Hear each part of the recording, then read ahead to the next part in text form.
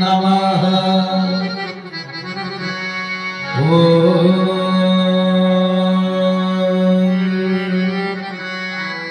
गुरुदेवाय नमः। ओम गुरुदेवाय विद्महे प्रेमदाताय धीमहि तन्नो गुरु प्रचोदयात्।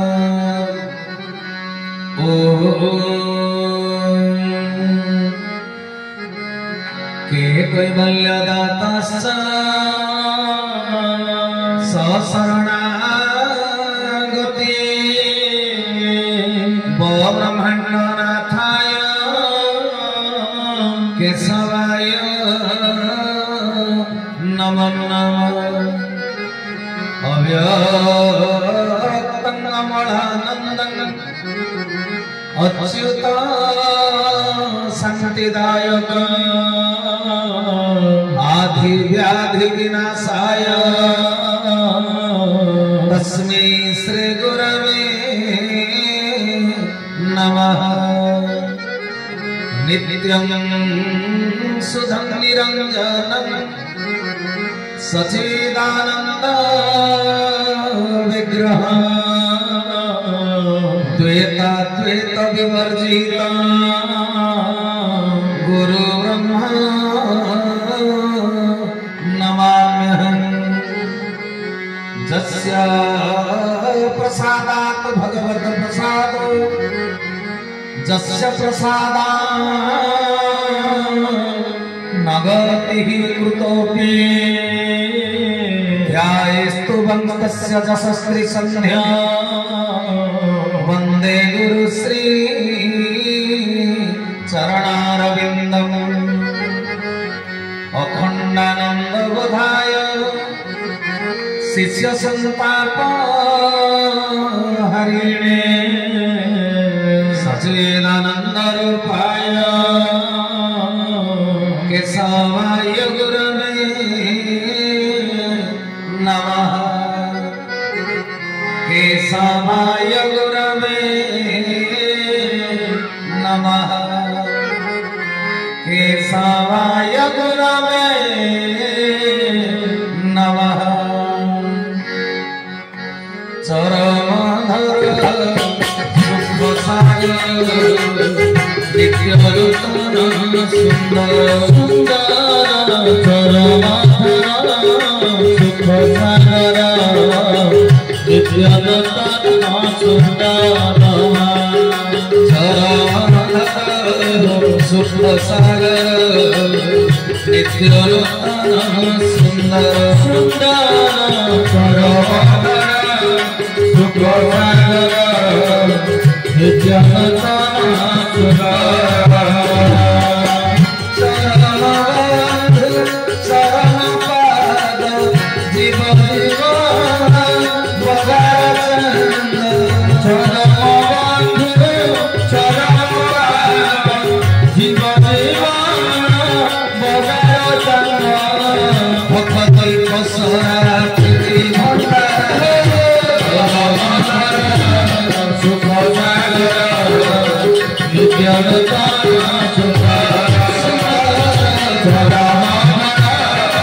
सुखसागर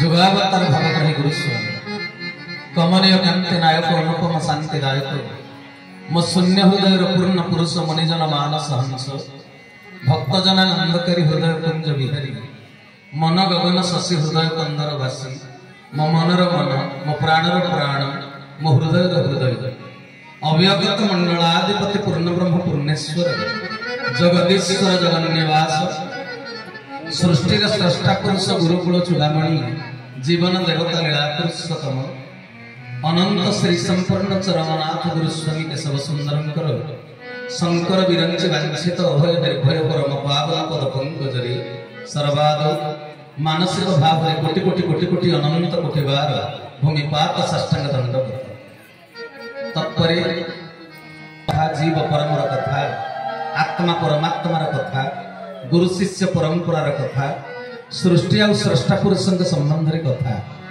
यही कथा यही गाथा हूँ अमृत वचन प्रवचन प्रभु वचन आपण दिन दिन वर्ष वर्ष धरी पवित्र मंच ए पवित्र मुहूर्त ए कथा को श्रवण कर आसुचंती आज सतसंग सनातन धर्म प्रतिष्ठा पूर्व यह एक नूतन पुणी पुनराय गोटे पदक्षेप पुनरावृत्ति करा जायछि आज सत्संग महोत्सव तेबे आज विचित्रानंद भाई मते सुंदर कथा पदे जिज्ञासा करिसंते निश्चित रूप से जिज्ञासार समाधान आम करवा किंतु भाई भौणी मान को किसी भाई भौणी मान को अनुरोध करी आपण मैंने जो माने व्यक्ति मान कौन कहते किंतु भागवत रामायण गीता ये सब को समस्ते ग्रहण करते हाँ कि नहीं तेरे भागवत कौन कहते मंदिर प्रकृत में कौटा दुर्लभ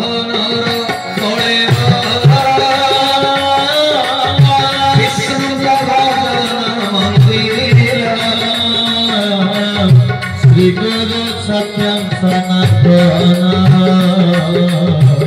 चैतन्य दाता परम सच्चिदानंद भगवान की कौन कहले दुर्लभन कलेवर विष्णु का भजन मंदिर ए शरीरटा ए मनीष जो श्रेष्ठ शरीर कलेवर पाई ए कलेवर हूँ प्रकृत में गोटे मंदिर बुझीपार ना तेरे आमे मंदिर तैयारी करुचंते कौन इटा पत्थर गोड़ी एगुड़े माने रोड सीमेंट रे तैयारी करुचंते आमे मंदिर से मंदिर रे जो देवता को बसौचंती से देवता को किए तैयारी करिछि आज्ञा से देवता को किए तैयारी करिछि गारे मठर बुधिया बाबा लिखलेनी देह देउल को पूजा कर मन देउल रे दियो नाही देह देउल को पूजा कर मन देउल रे दियो नाही ए देउल सिना से देउल गढ़े ए देउल सिना से देउल गढ़े मन को बांधिबा पाई देउल रे दियो नाही देह देउल को पूजा कर मन देउल रे दियो नाही देउल रे दियो नाही बोल सच्चिदानंद भगवान की बोल चरमनाथ गुरु स्वामी सिद्ध साधक भक्ति भूषण बुधिया बाबा कौन कहले देह देउल को पूजा कर मन देउल रे दियो नाही देह देउल को प्रथम पूजा कर ए शरीर हूँ गोटे मंदिर ए शरीर मंदिर भितर थिबा देवता को जे पर्यंत तुमे औपचारिक पूजा व्यवस्था दे पारि ना से पर्यंत मंदिर देउल को तुमे भगवान बोली अंतर जगत रे विचार बोध आनी पारिबो हरि हरि बोला तुम भितर देवता अछंती तेणु भितर देवता को प्रथमे ठाब करने को चेष्टा कर बुझिपाल ए देह देउल भितर जो देवता अछंती ए देह मंदिर भितर जो देवता अछंती तांको प्रथमे जानिबा को चेष्टा करो तबे तांको जानिबा को हेले कोन करिबा को पड़िबो आम भितर जे ईश्वर अछंती ए कथा सब बेले हमर स्मरण रे रहउची कोन कहउचंदी आके मु तो गोटे जाग को जाइथिली पंचुक बेले प्रवचन दबा पंचुक कई जगन्नाथ दास मोरटी अटई विश्वास विश्वास बिना कर्म देते फल न फले कदाचिते श्री गुरु सत्य सनातन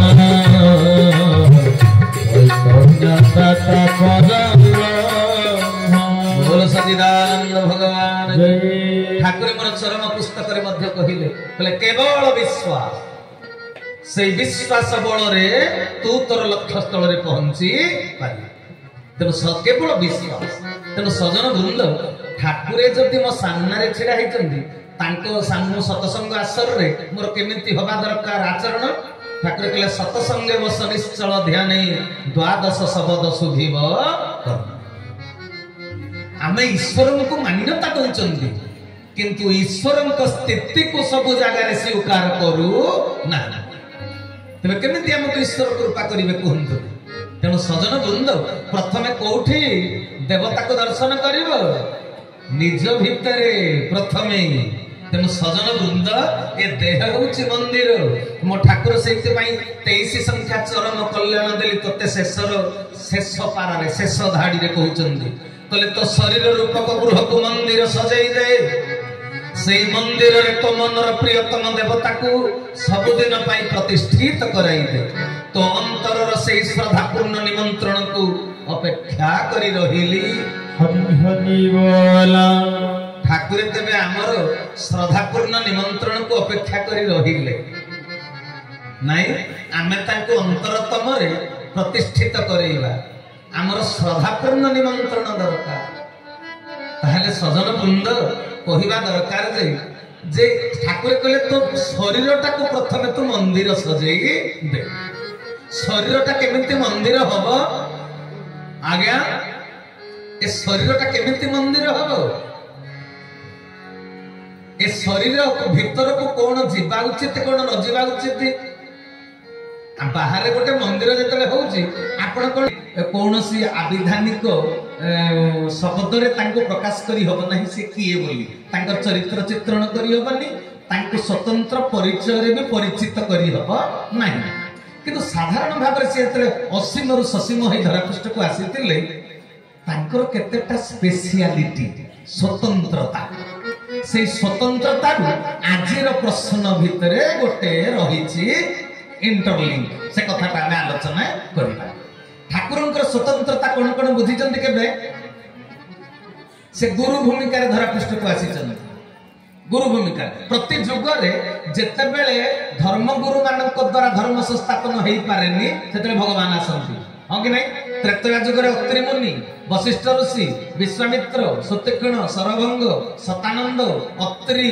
गौतम वाल्मीकि भरद्वाज केते ऋषि महर्षि शेष रे भगवान को आसीबे समस्त ज्ञान रे वार्ता दउथले समाज को शृंखलित करिबा लक्ष्य रे हां कि नै समस्तकर मठ आश्रम समस्त शिष्य ग्रहण करिथिले किंतु वशिष्ठ मारण यज्ञ भी करिचंद विश्वामित्र वाद विसंवाद तेणु धर्म संस्थापन जो आवश्यकता पड़ा स्वयं परम ब्रह्म धरा पृष्ठ को आसी द्वापर जुग सेमती ऋषि महर्षि मैंने सब थे कि आसवा पड़ा क्या वसुदेवं सुतं देवं कंस चाणूरमर्दनं देवकी परमानंदं कृष्ण वंदे जगद्गुरु भगवान को गुरु भूमिका अवतीर्ण होगा पड़ा तेणु सजन वृंद आज प्रभु मोर जिते आसी अनुभव रे किए ताको पाई न थाउ थाउ मोर तो अनुभव तेणु सजन वृंद कहिबार तात्पर्य हला प्रभु जिते आसी किछि स्वतंत्रता पृथ्वी गोटाक जाक जेते गुरु समस्त पाद तले मोर कोटि कोटि अनंत कोटि दंडवत ठाकुर भी मोर कहले पूर्ववर्ती गुरु मान को प्रणाम करिबो ଆହୁରି କହିବା ପାଇଁ ସମୟ ନାହିଁ। ପୂର୍ବବର୍ତ୍ତୀ କହିଛନ୍ତି ପୁଣି ପରବର୍ତ୍ତୀ କହିଛନ୍ତି। ତେଣୁ ସଜନ ବୃନ୍ଦ, ତେବେ କହିବାର ତାତ୍ପର୍ଯ୍ୟ ହେଲା ତେଣୁ ସବୁ ଗୁରୁମାନଙ୍କ ପାଦ ତଳେ ମୋର ଦଣ୍ଡବତ। କିନ୍ତୁ ସମସ୍ତେ ଦୀକ୍ଷା ଦେଇଛନ୍ତି, ଠାକୁର ଚରମନାଥ ଦେଇଛନ୍ତି ଧାରା। এইটা হচ্ছে তাଙ୍କର ସ୍ୱତନ୍ତ୍ରତା। ବୁଝିପାରିଲ? ସମସ୍ତେ ଦେଇଛନ୍ତି ଦୀକ୍ଷା, ଇଏ ଦେଲେ ଧାରା। ଯୋଉଟା ଯଶୋବନ୍ତ ଦାସ ଲେଖିଲେ, ଯୋଗୀ ବେଶ ହୋଇ ବ୍ରହ୍ମାଣ୍ଡ ବସାଇ ମର୍ତ୍ତ୍ୟକୁ ବିଜୟ କଲେ, ଜାଗିଥାଅ ବୋଲି ଭଗତ ଜନଙ୍କୁ ମହାନିତ୍ୟ ଧାରା ଦେଲେ। ତେଣୁ ଧାରା ହଉଛି ୟାଙ୍କର ଗୋଟେ ସ୍ୱତନ୍ତ୍ରତା। ଆଉ ଗୋଟେ କଥା, ପୃଥିବୀ ଗୋଟାକ ଯାକ ଯୋଉଠି ଅଷ୍ଟପ୍ରହରୀ ହଉଛି, ଗୋଟେ ଗୋଟେ ଜାଗାରେ 8ଟା କୁଞ୍ଜ ତିଆରି ହଉଛି ଗୋଟେ ଗାଁରେ, କିନ୍ତୁ ଗୋଟିଏ ନାମକୁ କୀର୍ତ୍ତନ କରାଯାଏ। ମାହାଙ୍ଗା ଏମିତି ଗୋଟିଏ କ୍ଷେତ୍ର ଯୋଉଠି 4ଟା ମଣ୍ଡପରେ 4 ଯୁଗର ନାମ ସଂକୀର୍ତ୍ତନ ହୁଏ। ଇଏ ହଉଛି ତାଙ୍କର ଗୋଟିଏ ସ୍ୱତନ୍ତ୍ରତା। ଆଉ ଗୋଟିଏ ସ୍ୱତନ୍ତ୍ରତା ଯେ ପୃଥିବୀ ଗୋଟାକ ଯାକ ସମସ୍ତ ଗୁରୁକୁ ଗୋଟିଏ ଜାଗାରେ କୋଉଠି ପୂଜା ଦିଆଯାଉ ନାହିଁ, ସେଟା ଗୋଟେ ଜାଗା ହଉଛି ପବିତ୍ର କ୍ଷେତ୍ର ଏହା ହେଉଛି ଗୋଟେ ସ୍ୱତନ୍ତ୍ରତା। ଆଉ କଣ ନା ପୃଥିବୀର ସବୁ ଭାଷାକୁ କହିଲା ବାଲା କେହି ନାହାନ୍ତି। ଯାହା ଯିଏ ସବୁ ଭାଷାର ଲିପି ଲେଖିଦେଇ ତାଙ୍କର ପରିଚୟ ସେ ଆମକୁ ପ୍ରଦାନ କରିଛନ୍ତି। ଏହା ହେଉଛି ତାଙ୍କର ଗୋଟିଏ ସ୍ୱତନ୍ତ୍ରତା। ତେବେ ଆଉ ଗୋଟିଏ ସ୍ୱତନ୍ତ୍ରତା ଯାହା ଉପରେ ଆଜି ଆଲୋଚନା ଚକ୍ର ପର୍ଯ୍ୟବେସିତ। ତେବେ ସେ ସ୍ୱତନ୍ତ୍ରତାଟି କଣ ନା ପୁରାଣର ମୀମାଂସା। ପୁରାଣ ଆମେ ଯଦି ପଢିବା ଅବତାରବାଦର କାହାଣୀ, ସେଥିରେ ଅନେକ ସନ୍ଦେହ ସୃଷ୍ଟି ହୁଏ, ସେଥିରେ ଅନେକ ଅମୀମାଂସିତ ଥିଲା ଭଳି କଥା ଲାଗେ। ତେଣୁ ସେଇ ଅମୀମାଂସିତ କଥାକୁ ଆଜି ଆପଣମାନଙ୍କ ନିକଟରେ ଗୋଟିଏ ସେଇ ଚରମର ଦର୍ଶନ, ଯୋଉଟାକି ଠାକୁରେ କହିଲେ ଧନରେ ତୋର ଶରୀର ରୂପକ ଗୃହ ମନ୍ଦିର, ତୋର ଶରୀରକୁ ମନ୍ଦିର ସଜେଇ, ଆଉ ସେଇ ମନ୍ଦିରରେ ତୋ ମନର ପ୍ରିୟତମ ଦେବତାକୁ ସବୁଦିନ ପାଇଁ ପ୍ରତିଷ୍ଠିତ କରେଇଦେ। ଆଚ୍ଛା, ଆମ ଦେହଟାକୁ ମନ୍ଦିର ସଜେଇଲେ ଯାଇ ଆମେ ତାଙ୍କୁ ଏଥିରେ ଆସୀନ କରେଇ ପାରିବା, ହୃଦ ସିଂହାସନରେ ତାଙ୍କୁ ବସେଇ ପାରିବା। ଆଚ୍ଛା, ସିଏ ତାହେଲେ କଣ ଆମ ଭିତରେ ନାହାନ୍ତି? କଣ କହୁଛନ୍ତି? ସେ କହିଲେ ତୁ ଶ୍ରଦ୍ଧାପୂର୍ଣ୍ଣ ନିମନ୍ତ୍ରଣ କଲେ ଯାଇ ମୁଁ ତୋ ଭିତରକୁ ଆସିକିରି ହୃଦୟ ଆସନରେ ଆସୀନ ହେଇ ବସିବି। ତାହେଲେ ସିଏ ଆମ ଭିତରେ ଅଛନ୍ତି ନା ନାହାନ୍ତି? ଆମେ ଡାକିଲେ ସିଏ ଆସିବେ କହିଲେ ଯେ, ତେବେ ଆମ ଭିତରେ ଅଛନ୍ତି ନା ନାହାନ୍ତି ସିଏ? କୁହନ୍ତୁ। ସେ ତ ଚରମ 2 ନମ୍ବର ସଂଖ୍ୟା ଚରମରେ କହିଲେ, ଆମେ ପରା ତୋ ଭିତରେ ଅଛୁରେ ଧନ, ତୁ କଣ ଏହା ଅନୁଭବ କରିପାରୁନାହୁଁ? ଯିଏ ଅନୁଭୂତିରେ ପାଇଛି ତାକୁ ପଚାରି ବୁଝୁନୁ। ତେବେ ଏ ବାଣୀଟିରୁ ତ ଜଣା ପଡିଲା ଯେ ସିଏ ଆମ ଭିତରେ ଅଛନ୍ତି। କଣ କହୁଛନ୍ତି? ଏଥିରୁ ଜଣା ପଡିଲା କଣ? ସିଏ ଆମ ଭିତରେ ଅଛନ୍ତି। ତେବେ ପୁଣି 3 ନମ୍ବର ସଂଖ୍ୟା ଚରମରେ ବି କହିଲେ ତୁ ଆଉ ମୁଁ ପରା ଏକାକାର। ଚରମରେ ତୋ ଭିତରେ ମୁଁ ଅଛି, ମୋ ଭିତରେ ତୁ ଅଛୁ, ଏତିକି କଣ ତୋର ଅନୁଭବ ନୁହେଁ? ଏତିକି କଣ ତୋର ଦର୍ଶନ ନୁହେଁ? ଏହା ହିଁ ପରା ସବୁ ଦର୍ଶନର ମୂଳ, ସବୁ ଜ୍ଞାନର ମୂଳ, ସବୁ ତତ୍ଵର ମୂଳ, ପୁଣି ସବୁ ବିଦ୍ୟାର ମୂଳ ଉତ୍ସ। ତେବେ ଭାଇ ଭଉଣୀ ମାନେ, ଦିନ ଦିନ ଆମେ ଚରମ ପାଠ କରି ଆସିଛନ୍ତି। ଯୋଉମାନେ ପଢୁନାହାନ୍ତି ସେମାନଙ୍କ କଥା ଛାଡ, କିନ୍ତୁ ଯୋଉମାନେ ବି ପଢୁଛନ୍ତି, ତେବେ ଏଠି ଲେଖିଲେ ତ ଗୃହକୁ ମନ୍ଦିର ସଜେଇ ଦେ, ଆଉ ପ୍ରିୟତମ ପୁରୁଷକୁ ସେ ମନ୍ଦିରରେ ପ୍ରତିଷ୍ଠିତ କରେଇ ଦେ, ତୋର ସେ ଶ୍ରଦ୍ଧାପୂର୍ଣ୍ଣ ନିମନ୍ତ୍ରଣକୁ ମୁଁ ଅପେକ୍ଷା କରି ରହିଲି। ଯେମିତି ଆଜି ଅନେକ ବର୍ଷ ପରେ ଆମେ ରାମ ମନ୍ଦିର ତିଆରି କରୁଛନ୍ତି ଭାରତବାସୀ ଓ ଭାରତ ସରକାର, ଆମେ ଆଜି ପ୍ରାଣ ପ୍ରତିଷ୍ଠା କରେଇବା ଠାକୁର ରାମଚନ୍ଦ୍ରଙ୍କୁ। ତ୍ରେତୟା ଯୁଗରେ ଯିଏ ଆସି ତାଙ୍କ ଆଚରଣ ଶିକ୍ଷା ଦେଇଥିଲେ, ତାଙ୍କ ଉପକାରରେ ଆମେ ତାଙ୍କ ଅବଦାନକୁ ଆମେ ପାଇଛନ୍ତି, ମାନବିକତାର ଶିକ୍ଷା ତାଙ୍କଠୁ ଆଚରଣ ଗ୍ରହଣ କରିଛନ୍ତି। ତେଣୁ ତାଙ୍କ ପାଇଁ ଏପର୍ଯ୍ୟନ୍ତ ଯୋଉ କାମଟା ହେଇପାରିନଥିଲା, ଏତେ ଦିନ ପରେ ହଉଛି, ହଁ କି ନାଇଁ? ଏତେ ଦିନ ପରେ ସେ କାର୍ଯ୍ୟଟା ସମ୍ପାଦନ ହଉଛି। କିନ୍ତୁ ଆମକୁ ଠାକୁର ଯୋଉ କହିଲେ ଯୋଉ କାର୍ଯ୍ୟଟା ସମ୍ପାଦନ କରିବା ପାଇଁ, ଆମେ ସମ୍ପାଦନ କରିପାରିବା ତ? ଆଉ ଏଥର ଦେଖୁନା କେନ୍ଦୁପାଟଣା ଶାଖା ସିମେଣ୍ଟ ଫିମେଣ୍ଟ କଲର ଫଲରରେ କେତେ ସୁନ୍ଦର ହେଇଛି। ଏ ବର୍ଷ ଟିକେ ସଜଡ଼ା ହେଇଯାଇଛି। ଆମେ ସିନା ବାହ୍ୟ ଜଗତର ମନ୍ଦିରକୁ ସଜାଡ଼ି ଦେଲେ, ଭାଗବତ କହିଛନ୍ତି ଶାଖା ଯଦି ତିଆରି ହେଇ ନ ପାରିଲା ଠାକୁର ସେଥିରେ ସୁଖୀ ନୁହେଁ, ଶାଖା ତିଆରି ହେବା ଦରକାର। ଠାକୁର କହିଲେ ନିଜ ମନ୍ଦିରକୁ ସଜାଇ ସୁଖେ, ନାମକୁ ଭୁଲିଲୁ ଅନ୍ତର ମୁଖେ। ଆମ ମନ୍ଦିର ତ ତୋଳିଲୁ ନାହିଁ, ଆମ ମନ୍ଦିର ତ ତୋଳିଲୁ ନାହିଁ, ଆମ ପାଇଁ ଯାବା କେଉଁଠି କାହିଁ ଭଗ ଭଗରେ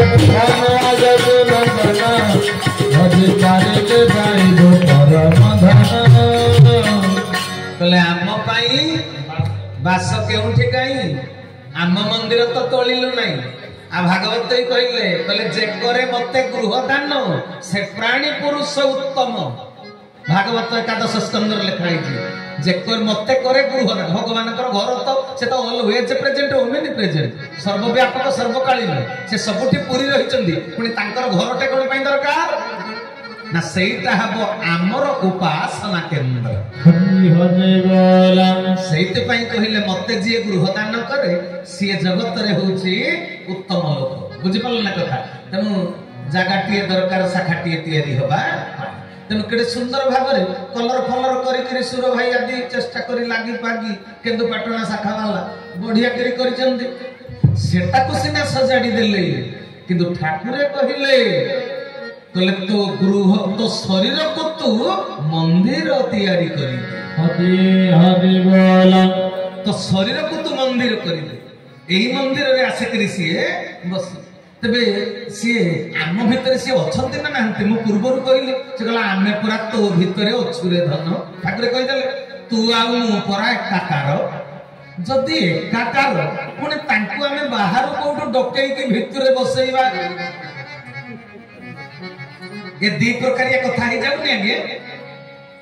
ତେବେ ସେ ଭିତରେ ଅଛନ୍ତି ନା ନାହାନ୍ତି?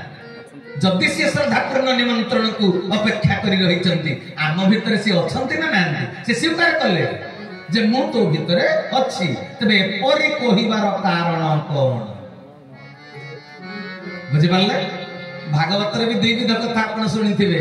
କହିଲେ ସକଳ ଘଟେ ନାରାୟଣ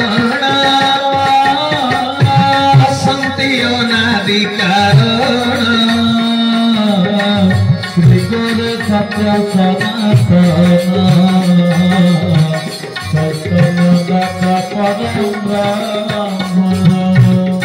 କହିଲେ ସକଳ ଘଟେ ନାରାୟଣ ବସନ୍ତି ଅନାଦି କାରଣ। ଏ ଭାଗବତ ବାଣୀ ଦୈନନ୍ଦିନ ଜୀବନରେ ସମସ୍ତେ ବ୍ୟବହାର କରୁଛନ୍ତି, ହଁ କି ନାଇଁ?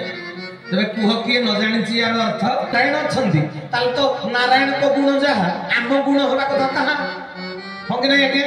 ନାରାୟଣଙ୍କ ଗୁଣ କଣ? ସତ୍ୟ ଶାନ୍ତି ଯେ ଦୟା କ୍ଷମା, ଏ ଚାରି ବିଷ୍ଣୁଙ୍କ ମହିମା। ଶ୍ରୀ ଗୁରୁ ସତ୍ୟ ସନାତନ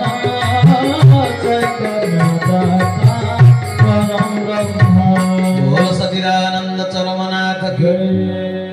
ତେବେ ଯଦି ଆମ ଭିତରେ ନାରାୟଣ ଅଛନ୍ତି, ଯଦିର ପ୍ରଶ୍ନ ନାହିଁ, ସେ ଅଛନ୍ତି, କିନ୍ତୁ ଆମେ କଥାବସ୍ତୁଟା ବୁଝିବା ପାଇଁ ମୁଁ ଏ ଶବ୍ଦକୁ ପ୍ରୟୋଗ କରୁଛି। ହେଲା, ପ୍ରଭୁ ଆମ ଭିତରେ ଅଛନ୍ତି, ତେବେ ପ୍ରଭୁଙ୍କର ଗୁଣ ଯାହା ଆମ ଗୁଣ ହବା କଥା ତାହା। ସତ୍ୟ ଶାନ୍ତି ଦୟା କ୍ଷମାର ଗୁଣରେ ବିଭୂଷିତ ହବା କଥା ପ୍ରତ୍ୟେକଟି ମଣିଷ, ହଁ କି ନାଇଁ ଆଜ୍ଞା? ତେବେ ସତ୍ୟ କାହା ଭିତରେ ଅଛି? ସତ୍ୟକୁ ଜାଣିଲା ବାଲା କେତେ ଜଣ? ମୋ ଭିତରେ ଯୋଉ ସତ୍ୟ ଲୁଚି ରହିଛି, ଆପଣ ତ ସ୍ୱାର୍ଥରେ ପଡି ମତେ ବଦନାମ କରିବାକୁ ଚେଷ୍ଟା କରୁଛନ୍ତି। ତେଣୁ ସଜନ, ହଁ ସତ୍ୟ ଗଲା, ଆମ ଭିତରେ ଶାନ୍ତି ଅଛି ନା? କୋଟିପତି ଲକ୍ଷପତି ମାନେ ଶାନ୍ତିରେ ଅଛନ୍ତି? ଯେତିକି ପାଇଛ ସେତିକିରେ ସନ୍ତୁଷ୍ଟ ହଉଛ? ଭାଗବତ କହିଲେ କର୍ମେ ଈଶ୍ୱର ଯାହା ଦେବ ସନ୍ତୋଷ ଉଦର ପୋଷିବ। ଈଶ୍ୱର ତୁମକୁ ଯାହା ଦେଇଛନ୍ତି ତୁମେ ସେତିକିରେ ସନ୍ତୁଷ୍ଟ ହବ। ସନ୍ତୁଷ୍ଟ ହଉଛନ୍ତି? ମୁଁ ତ ଯାଇଛି ଗୋଟେ ଜାଗାକୁ, ଯେ ଜଣେ ମତେ ମନ ଦୁଃଖରେ ବସିଛନ୍ତି ଜଣେ ଅପା। ଶାନ୍ତିର କାରଣ କେମିତି ବୁଝିପାରୁଛ ନା? କିଏ ଖାଇବାକୁ ମୁଠେ ପାଉନି, ଏଇଟା ତାର